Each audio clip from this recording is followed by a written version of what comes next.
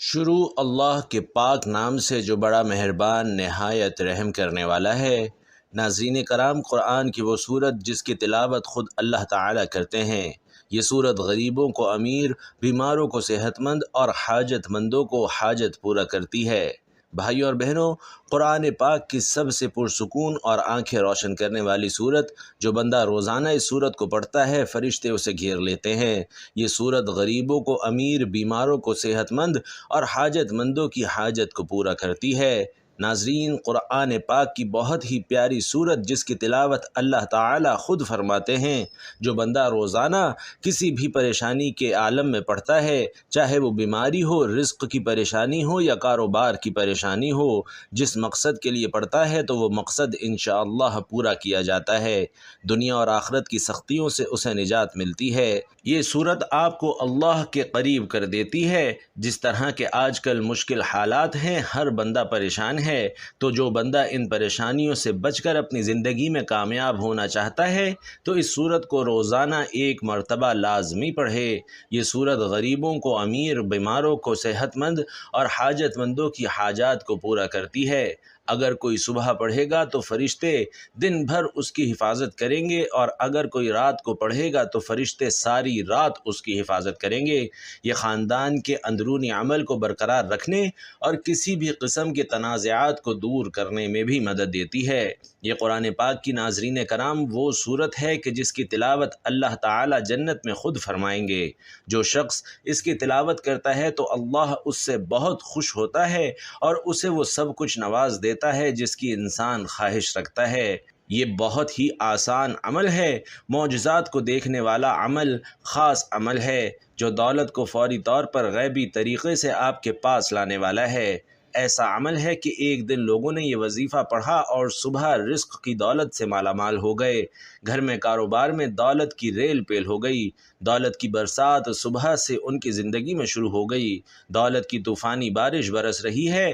پورے دن میں کسی بھی وقت یہ وظیفہ پڑھ کے صبح دیکھنا چاہتے ہو تو 5 منٹ کا یہ عمل کر کے آپ لوگ دیکھ لینا۔ تقدیر کے اگر بند تالے نہ کھل جائیں تو پھر مجھے کہنا۔ تقدیر ایسے طریقے سے کھلے گی کہ آپ لوگ خود مجھے کہو گے کہ ہمارا یہ مسئلہ تھا، پیسوں کا مسئلہ تھا، رشتوں کا تھا، تکالیف کا تھا، گھریلو جھگڑوں کا تھا، یا اس کے علاوہ چاہے جو بھی مسئلہ تھا وہ الحمدللہ حل ہو گیا ہے۔ انشاءاللہ آج کا یہ عمل بہت ہی طاقتور عمل ہے، بے شک خود آزما کے دیکھ لو۔ آپ خود یہ عمل ایک مرتبہ کر کے دیکھ لو، اپنی آنکھوں سے زندہ معجزات ہوتے دیکھو گے۔ اپنی آنکھوں سے دیکھنا کہ ڈھیروں رزق دولت کو آتے ہوئے آپ کیسے اپنی زندگی میں دیکھتے ہیں۔ جس کسی بہن بھائی کو یہ وظیفہ جس کسی کو بھی بتایا، اس کی زندگی میں پیسہ تو بے حساب آیا ہی آیا، لیکن پھر اس پیسوں میں اتنی خیر و برکت، فضیلت اور وسعت پیدا ہوئی کہ وہ پیسہ واپس گیا ہی نہیں۔ وہ پیسہ ایسے آیا کہ پھر کبھی گیا ہی نہیں۔ ایسے تو آپ لوگوں نے کوئی نہ کوئی عمل، کوئی نہ کوئی وظیفہ لازمی کیا ہوگا۔ آپ کو پیسے ملے ہوں گے، یہ نہیں کہہ رہا کہ نہیں ملے ہوں گے۔ آپ نے محنت اور کامل یقین سے کیا ہوگا تو آپ کو لازمی پیسے ملے ہوں گے، لیکن پھر کچھ وقت کے بعد، جیسے ہفتے یا مہینے بعد یا 2 مہینے بعد ختم ہو گئے ہوں گے۔ تو یہ وظیفہ ہے کہ پیسہ اگر ایک مرتبہ آپ کے پاس آ گیا تو پھر جانے کا نام ہی نہیں لے گا۔ اس پیسے میں انشاءاللہ خوب برکت اور عافیت ہوگی، پیسوں کو آپ سے محبت ہو جائے گی۔ یہ سمجھ لیں کہ پیسہ آپ پر عاشق اور مہربان ہو جائے گا۔ دولت کا اور پیسوں کا یہ بادشاہ عمل ہے، یہ بادشاہ وظیفہ۔ اپنی زندگی میں جو بہن بھائی کہتے ہیں کہ ہمیں ڈھیروں پیسے چاہیے، غیبی مال و دولت چاہیے، فوری ڈھیروں رزق چاہیے، وہ کہتے ہیں کہ اگر تو ہم صبح کو یہ وظیفہ پڑھیں تو پھر شام کو رزق مل جائے، اور اگر شام کو پڑھیں تو صبح سے پہلے پہلے رزق مل جائے۔ تو یہ وظیفہ آج ان تمام بہن بھائیوں کے لیے ہے جو ہمیشہ ایک شکایت کرتے ہیں کہ ہماری مالی پریشانی ختم نہیں ہو رہی، مالی مشکلات ختم ہونے کا نام نہیں لے رہی۔ شوہر ہے، دہاڑی لگاتا ہے، اور دہاڑی کبھی لگتی ہے تو کبھی نہیں لگتی۔ اگر جس دن لگ جائے تو 4 پیسے لے آتا ہے، اور وہ اتنے ہوتے ہیں کہ ایک وقت کا کھانا آتا ہے تو دوسرے وقت بھوکے سونا پڑتا ہے۔ تنگ دستی، فاقے ہیں، غربت، لاچاری ہے۔ جو ویڈیوز دیکھتے ہیں، اتنی اتنی پریشانیوں میں ہیں، آپ سب لوگ میرے ساتھ سچے دل سے آمین ضرور کہیے گا۔ آپ لوگوں کے لیے دعا مانگ رہا ہوں، آپ لوگوں کی تنگ دستیوں اور مشکلات کے لیے، کیونکہ یہ آمین کئی لوگ ایک ساتھ جب آمین کہتے ہیں تو میرے بھائیوں، کسی ایک کے سچے دل سے نکلی ہوئی آمین میں آپ کا بھی کام ہو جاتا ہے۔ تو سب مل کر آمین ضرور کہیے گا۔ میں ایک چھوٹی سی دعا کروں گا تمام لوگوں کے لیے، خاص طور پر جو ویڈیو دیکھ رہے ہیں۔ اے اللہ، اے میرے پیارے اللہ، جو بھائی بہن تنگ دست، غریبی اور مفلسی میں جی رہے ہیں، ان کے پاس پیسے کی کمی ہے، رزق کی کمی ہے، مال و دولت کی کمی ہے، اولاد کی کمی ہے، اولاد ہے لیکن وہ فرما بردار نہیں ہے، میرے مولا غیب سے ان کو ڈھیر و رزق عطا کر، انہیں دولت عطا کر، ان کے پاس اتنا پیسہ آ جائے کہ جو میرے بہن بھائی اس وقت یہ ویڈیو دیکھ رہے ہیں ان کے پاس اتنی دولت آ جائے کہ وہ خود محلے بھر میں غریبوں اور مستحق لوگوں میں بانٹ کر تھک جائیں، اور پھر بھی سمجھ نہ آئے کہ مزید مستحق افراد کہاں سے تلاش کریں، اور دولت پھر بھی ختم نہ ہو۔ اے میرے اللہ پاک، جو میرے بھائی بہن پریشان حال ہیں، اے میرے مولا پاک، تو ان کی مدد کر، تمام دنیا کے مسلمانوں کی مدد کر، آمین۔ اے اللہ پاک، ہم نے جو کچھ بھی مانگا ہے وہ سب کچھ ہمیں اپنے فضل و کرم سے عطا کر دے، اور جو نہیں مانگ سکے وہ بھی عطا کر دے، آمین یا رب العالمین۔ میرے بھائیوں اور بہنوں، آمین لازمی کہیے گا۔ اور جو آپ کو ابھی بتانے لگا ہوں ناظرین، یہ وظیفہ آپ نے اللہ تعالیٰ پر پورا یقین اور اپنے اللہ سے پوری امید رکھتے ہوئے کرنا ہے۔ کسی بھی صورت میں آپ کو مایوس نہیں ہونا، کیونکہ اچھے اور برے حالات ہمیشہ کے لیے نہیں ہوتے۔ آپ نے نا امیدی کا شکار نہیں ہونا، کیونکہ زندگی بھی عجیب ہے، کبھی کبھی یہ اتنی خوبصورت لگتی ہے کہ جی چاہتا ہے کہ ہمارا ناطہ ہمیشہ کے لیے زندگی سے جڑا رہے، اور کبھی بھی یہ ناطہ نہ ٹوٹے، اور کبھی جب زندگی ہماری امیدوں اور توقعات پوری کرنے میں ناکام رہتی ہے تو دل کرتا ہے کہ یہ زندگی جلد ختم ہو جائے، مگر حقیقت یہ ہے کہ دکھ اور درد میں وقت طویل سے طویل تر ہوتا جاتا ہے۔ اس طویل سفر سے انسان ہار کر مایوسی کا شکار ہو جاتا ہے، انسان خود بھی نہیں سمجھ پاتا کہ آخر اس ساری صورتحال سے نمٹا کیسے جائے۔ ناظرین، انسان کی فطرت ایسی ہے کہ اسے زندگی میں سب کچھ اپنے مطابق چاہیے، سب اس کی مرضی اور منشا کے مطابق نہیں ہوتا تو وہ نا امید اور مایوس ہو جاتا ہے، ساتھ ہی اسے یہ احساس ستاتا ہے کہ اب اسے مزید نہیں جینا۔ انسان بنیادی طور پر جلد باز واقع ہوا ہے، اگر اسے کچھ حاصل کرنا ہو تو وہ اس کے لیے تگ و دو کرتا ہے، دعائیں مانگتا ہے، محنت کرتا ہے، مگر جب اس کی منشا کے مطابق اسے پھل نہیں ملتا تو وہ تھک جاتا ہے، اور اسی تھکن میں وہ مایوسی کے اندھیرے میں اپنا وجود، اپنی امید اور اپنا یقین کھو بیٹھتا ہے، اسے زندگی بے رنگ لگنا شروع ہو جاتی ہے، دوسرے الفاظ میں اس کی زندگی میں دلچسپی ختم ہو جاتی ہے۔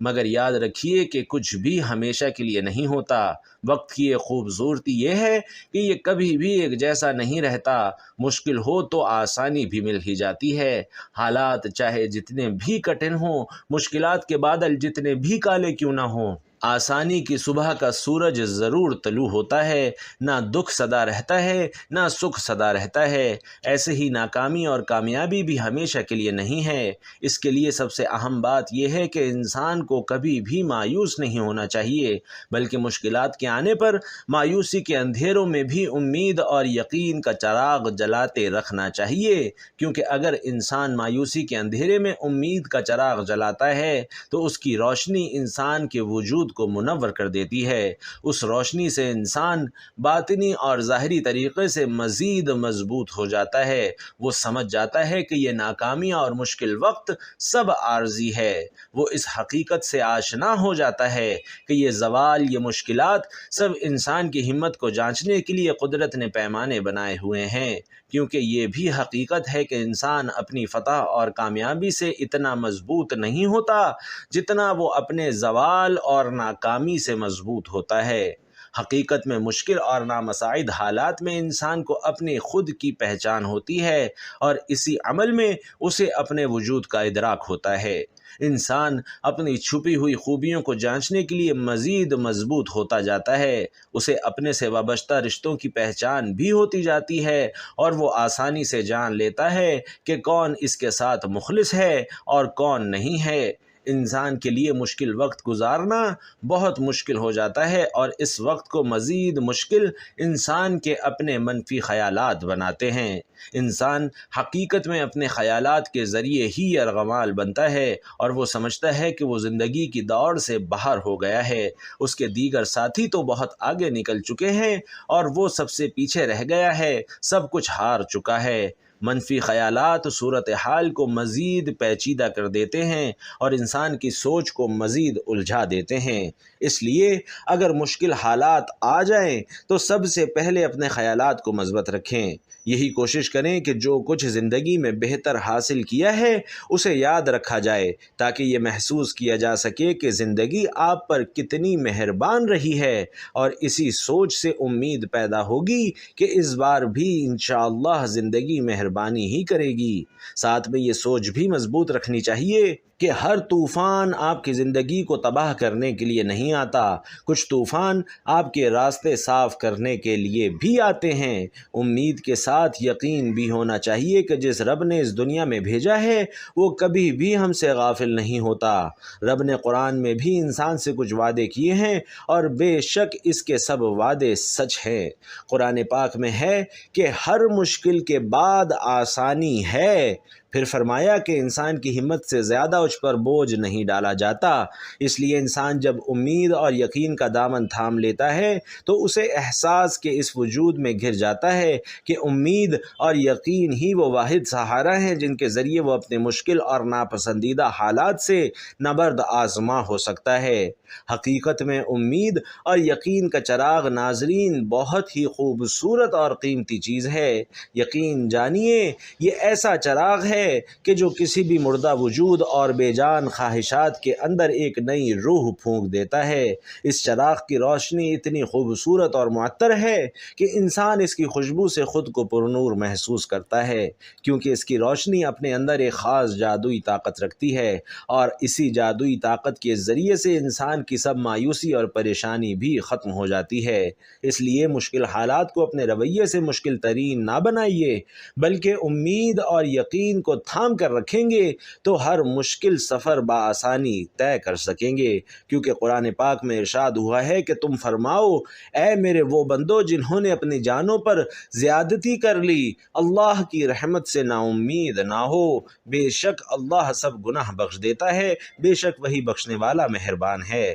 ناظرین، اس میں اللہ تعالیٰ نے بندوں پر اپنی کامل رحمت، فضل اور احسان کا بیان فرمایا ہے۔ چنانچہ ارشاد فرمایا کہ اے حبیب صلی اللہ علیہ وسلم آپ فرما دیجئے کہ اللہ تعالیٰ ارشاد فرماتا ہے، اے میرے وہ بندو جنہوں نے کفر اور گناہوں میں مبتلا ہو کر اپنی جانوں پر زیادتی کی، تم اللہ کی رحمت سے مایوس نہ ہونا، اور یہ خیال نہ کرنا کہ ایمان قبول کر لینے کے بعد سابقہ کفر و شکر پر تمہارا مواخذہ ہوگا۔ بے شک اللہ اس کے سب گناہ بخش دیتا ہے جو اپنے کفر سے باز آئے اور اپنے گناہوں سے سچی توبہ کر لے، بے شک وہی گناہوں پر پردہ ڈال کر بخشنے والا اور مصیبتوں کو دور کر کے مہربانی فرمانے والا ہے۔ بھائیوں اور بہنوں، اس آیت کے شان نزول کے بارے میں متعدد روایات ہیں۔ ان میں سے ایک یہ ہے کہ حضرت عبداللہ بن عباس رضی اللہ تعالیٰ عنہ فرماتے ہیں کہ مشرکوں کے کچھ آدمیوں نے بارہا قتل و زنا کا ارتکاب کیا تھا۔ یہ لوگ نبی کریم صلی اللہ علیہ وسلم کی بارگاہ میں حاضر ہوئے اور کہنے لگے کہ جو کچھ آپ فرماتے ہیں وہ باتیں تو بہت اچھی ہیں، لیکن ہمیں یہ تو معلوم ہو جائے کہ کیا ہمارے اتنے سارے گناہوں کا کفارہ بھی ہو سکتا ہے۔ اس پر یہ آیت نازل ہوئی، اور وہ جو اللہ کے ساتھ کسی دوسرے معبود کی عبادت نہیں کرتے اور اس جان کو ناحق قتل نہیں کرتے جسے اللہ نے حرام فرمایا ہے، اور بدکاری نہیں کرتے۔ اور یہ آیت نازل ہوئی جس کا ترجمہ ہے کہ تم فرماؤ اے میرے وہ بندو جنہوں نے اپنی جانوں پر زیادتی کی، اللہ کی رحمت سے مایوس نہ ہونا۔ اس لیے ہمیں اللہ کی رحمت اور مغفرت سے بالکل مایوس نہیں ہونا چاہیے۔ ناظرین گرامی، اس آیت سے معلوم ہوا کہ بندے سے اگرچہ بڑے بڑے اور بے شمار گناہ صادر ہوئے ہوں، لیکن اسے اللہ کی رحمت اور مغفرت سے مایوس نہیں ہونا چاہیے، کیونکہ اللہ کی رحمت بے انتہا وسیع ہے، اور اس کی بارگاہ میں توبہ کی قبولیت کا دروازہ تب تک کھلا ہے جب تک بندہ اپنی موت کے وقت غرغرے کی حالت کو نہیں پہنچ جاتا۔ اس وقت سے پہلے بندہ جب بھی اللہ کی بارگاہ میں اپنی گناہوں سے سچی توبہ کر لے گا تو اللہ اللہ اپنے فضل و رحمت سے اس کی توبہ قبول فرماتے ہوئے اس کے سب گناہ معاف فرما دے گا۔ اللہ تعالیٰ کی رحمت اور مغفرت کی تو کیا بات ہے۔ چنانچہ حضرت انس بن مالک رضی اللہ تعالی عنہ سے روایت ہے کہ نبی علیہ الصلاۃ والسلام نے فرمایا کہ اللہ فرماتا ہے کہ اے انسان، جب تک تو مجھ سے دعا کرتا اور امید رکھتا رہے گا میں تیرے گناہ بخشتا رہوں گا، چاہے تجھ میں کتنے ہی گناہ ہوں، مجھے کوئی پرواہ نہیں۔ اے انسان، اگر تیرے گناہ آسمان تک پہنچ جائیں پھر تو میری بخشش مانگے تو میں تجھے بخش دوں گا، مجھے کوئی پرواہ نہیں۔ اے انسان، اگر تو زمین بھر گناہ بھی میرے پاس لے کر آئے لیکن تو نے شرک نہ کیا ہو تو میں تمہیں اس کے برابر بخش دوں گا۔ ناظرین، اس آیت کا مفہوم مزید وضاحت سے سمجھنے کے لیے امام غزالی رحمۃ اللہ علیہ کا یہ کلام ملاحظہ فرمائیں۔ جو شخص سرتاپا گناہوں میں ڈوبا ہوا ہو، جب اس کے دل میں توبہ کا خیال پیدا ہو تو شیطان اس سے کہتا ہے کہ تمہاری توبہ کیسے قبول ہو سکتی ہے؟ وہ یہ کہہ کر اسے اللہ کی رحمت سے مایوس کر دیتا ہے۔ تو اس صورت میں ضروری ہے کہ مایوسی کو دور کر کے وہ انسان امید رکھے اور اس بات کو یاد کرے کہ اللہ تمام گناہوں کو بخشنے والا ہے اور بے شک اللہ کریم ہے جو بندوں کی توبہ قبول فرماتا ہے۔ نیز توبہ ایسی عبادت ہے جو گناہوں کو مٹا دیتی ہے۔ انشاءاللہ وہ آپ کے حالات ضرور بدلے گا اور آپ کی تمام مصیبتوں اور پریشانیوں کو دور کر دے گا، کیونکہ اللہ کی رحمت بے مثال ہے۔ حضرت عبداللہ بن عباس سے روایت ہے کہ آقائے دو جہاں صلی اللہ علیہ وسلم نے فرمایا کہ اللہ نے اپنے فرشتوں کو نیکیاں اور برائیاں لکھنے کا حکم دیا، اس طرح کہ جو شخص نیکی کا ارادہ کرے اور اس پر عمل نہ کر سکے تو اللہ اسے ایک پوری نیکی شمار کر لیتا ہے، اور جو شخص نیکی کا ارادہ کر کے اس پر عمل بھی کرے اس کے حساب میں ایک نیکی کے بدلے 10 نیکیاں بلکہ 700 نیکیاں اور اس سے بھی زیادہ لکھی جاتی ہیں، اور جو شخص برائی کا ارادہ کرے اور برائی پر عمل نہ کر سکے اللہ کے خوف یا کسی بھی وجہ سے تو خداوند کریم اپنے ہاں اس کے حساب میں ایک پوری نیکی لکھ لیتا ہے، اور جو شخص برائی کا ارادہ کر کے اسے عمل میں لے آئے تو صرف ایک برائی اس کے نامہ اعمال میں لکھی جاتی ہے۔ اللہ تعالیٰ جس طرح اپنی ذات میں بے مثل اور بے مثال ہے، اسی طرح اس کی ہر صفت ازلی، ابدی اور لامحدود ہے، تاہم اس کی صفت رحمت سب سے بڑھ کر ہے۔ قرآن مجید میں ارشاد ہے کہ میری رحمت وسیع ہے ہر شے پر۔ ناظرین، حاملین عرش مومنین کے حق میں اللہ کے حضور بخشش کی دعا کرتے وقت کہتے ہیں کہ اے پروردگار، تیری رحمت ہر چیز پر پھیلی ہوئی ہے، پس تو بخش دے ان لوگوں کو جو توبہ کرے۔ اللہ تعالیٰ اپنے بندوں پر مہربان ہے، وہ اپنے بندوں کی خطائیں معاف کرنا چاہتا ہے اور نیک کاموں پر زیادہ سے زیادہ ثواب دیتا ہے۔ ارشاد باری تعالیٰ ہے کہ جو کوئی ایک نیکی لاتا ہے اس کے لیے 10 گنا اجر ہے، اور جو کوئی ایک برائی لاتا ہے تو اسے بس اس کی جزا ملے گی اور لوگوں پر ظلم نہیں کیا جائے گا۔ بھائیوں اور بہنوں، اللہ اپنے بندوں پر بے حد مہربان ہے، بس اس کی رحمت کا دروازہ کھٹکھٹانے کی ضرورت ہے۔ ایک حدیث میں ہے کہ اللہ کے پاس 100 رحمتیں ہیں، ان میں سے ایک رحمت اس نے جن، انسان، چوپایوں اور زہریلے جانوروں میں بھیجی ہے، اور اس رحمت کے سبب سے وہ آپس میں پیار، محبت اور مہربانی کرتے ہیں، جبکہ 99 رحمتوں کو اللہ نے قیامت کے لیے اٹھا رکھا ہے کہ وہ ان سے اس دن اپنے بندوں پر رحم کرے گا۔ اور ایک روایت میں ہے کہ ایک شخص جس نے کبھی کوئی نیک کام نہیں کیا تھا، موت کے وقت اپنے گھر والوں سے کہا کہ جب میں مر جاؤں تو مجھے جلا دینا، پھر آدھی راکھ جنگل میں اڑا دینا اور آدھی دریا میں بہا دینا۔ خدا کی قسم، اگر اللہ نے مجھ پر قابو پا لیا تو وہ مجھے ایسا عذاب دے گا جیسا دنیا میں پہلے کسی کو نہ دیا گیا ہوگا۔ جب وہ بندہ ناظرین مر گیا تو اس کے بیٹوں نے اس کی وصیت کے مطابق عمل کیا۔ اللہ نے دریا کو حکم دیا اور اس کے اندر کی راکھ جمع کی، پھر جنگل کو حکم دیا اور اس کے اندر کی راکھ جمع کی، اور پھر اللہ نے اس سے پوچھا کہ تو نے ایسا کیوں کیا؟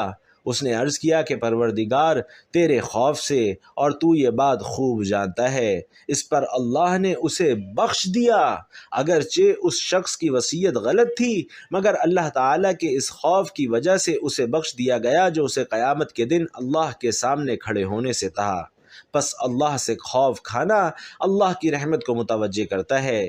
تو ناظرین، آپ نے بھی اپنے رب پر توکل کرتے ہوئے یہ عمل کرنا ہے۔ آج ایک ایسا عمل کرنا ہے، ایسا وظیفہ کرنا ہے جس سے گھر کے اندر رزق کی فراوانی ہو جائے گی، اور انشاءاللہ اتنا رزق ملے گا کہ آپ کا نصیب بدل جائے گا۔ یہ آزمودہ وظیفہ آج آپ کو بتا رہا ہوں۔